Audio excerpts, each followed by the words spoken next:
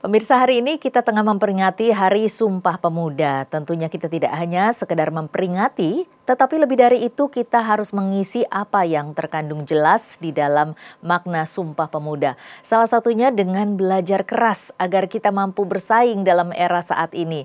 Lalu bagaimana atau apa saja upaya yang dilakukan para pendidik untuk dapat menciptakan sumber daya manusia yang unggul agar mampu menjawab tantangan di masa depan bangsa ini? Pemirsa, inilah Dialog Nusantara Siang.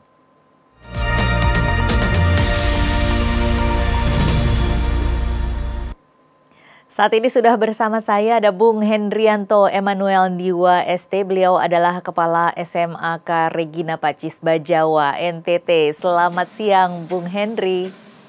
Selamat siang, Bu Tasa. Ya, Bung Henry, ini pertama-tama selamat ya untuk keberhasilan Ananda SMAK Regina Pacis menjuari lomba sains tingkat provinsi. Ini luar biasa sekali pencapaiannya. Ini bagaimana persiapannya, Bung? Baik, terima kasih Bu Tasa. Pertama, kami memberikan apresiasi dan penghargaan kepada ketiga peserta didik dan juga didukung oleh kerja keras dari para pendidik sehingga pada akhirnya ketiga anak kita bisa mewakili NTT ke kancah nasional. Kami selaku kepala sekolah bersama Bapak Ibu guru selalu punya tekad yang kuat untuk bagaimana menanamkan sebuah nilai-nilai yang bersifat universal, di antaranya kerja keras agar kiranya mereka bisa mendapatkan prestasi yang terbaik. Karena prestasi itu harus diperoleh melalui sebuah perjuangan, melalui sebuah penderitaan, melalui sebuah kerja keras. Dan anak-anak kita selalu mengarahkan kepada mereka untuk membuat jadwal secara baik, untuk mempelajari materi secara baik, sehingga mampu memiliki sebuah daya saing ketika berhadapan dengan sekolah-sekolah lain yang ada di Nusa Tenggara Timur. Ya, ini prosesnya pada waktu itu bagaimana, Bung? Bisa diceritakan bagaimana tahapan-tahapan perlombaannya, kemudian apa saja tantangan-tantangan dan juga masalah-masalah yang dihadapi? Mungkin ada kendalakah pada saat itu? Baik, tantangan yang kami hadapi saat ini adalah berkaitan dengan COVID-19. Kita tahu bahwa pemerintah memberlakukan sebuah aturan yang sangat ketat untuk tidak melaksanakan kegiatan pembelajaran tatap muka. Sehingga kami berupaya untuk melakukan sebuah pendekatan dengan siswa dan juga melakukan pendekatan dengan orang tua agar kiranya membangun sebuah kerjasama yang baik dalam kaitan dengan proses mempersiapkan mereka menghadapi Olimpiade. Dan kami SMAK Regina Pacis Bajawa melakukan proses pendampingan dengan cara online.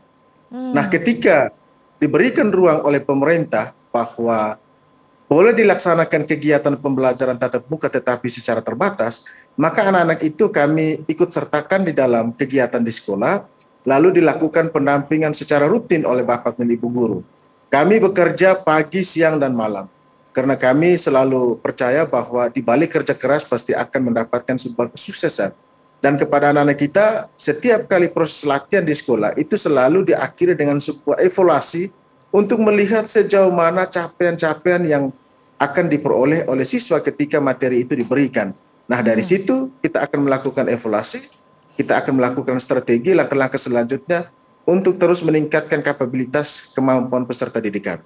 Ya, selain masalah adaptasi yang harus dilakukan selama online, ini tentunya untuk masalah infrastruktur atau jaringan sendiri, masalah teknis juga dihadapi pada waktu itu, Bu? Pada saat itu kami mengalami persoalan jaringan, tetapi tidak terlalu lama. Kami di NTT itu ada dua persoalan klasik yang kami alami. Pertama berkaitan dengan jaringan, yang kedua berkaitan dengan pasokan listrik. Tetapi kami tidak pernah berputus asa ketika kami menghadapi tantangan-tantangan seperti itu.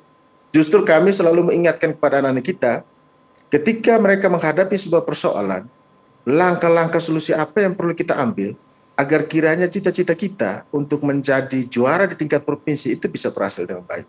Dan mindset, keterbukaan pikiran anak-anak kita sudah kita tanamkan itu, sehingga ketika mereka menghadapi persoalan, mereka tidak terlalu grogi, mereka selalu tenang, mereka selalu bersabar untuk mengikuti kegiatan perlombaan itu yang pada akhirnya mereka bisa mendapatkan hasil yang maksimal. Ya, ini tadi kalau diceritakan ada juga kendala mengenai jaringan dan juga kendala listrik begitu ya. Belum lagi nanti kendala untuk pendalaman materi kepada siswa yang diberikan secara online. Jadi ada adaptasi-adaptasi yang harus dilakukan baik oleh gurunya maupun oleh siswanya. Nah, bagaimana improvisasi para guru atau pendidik untuk bisa menyampaikan materi ini kepada siswa dengan baik dengan kendala tadi?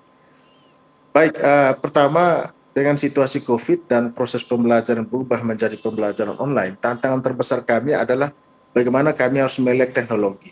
Ya, Oleh karena itu kepada guru-guru pendamping Olimpiade, kami melibatkan guru yang mahir dalam kaitan teknologi untuk memberikan pendampingan kepada guru-guru kami. Setelah melakukan proses pendampingan kepada guru-guru kami tentang bagaimana menghubungkan proses pembelajaran antara guru dengan siswa dengan cara online, makanya kami bisa melakukan proses pendampingan ini secara maksimal.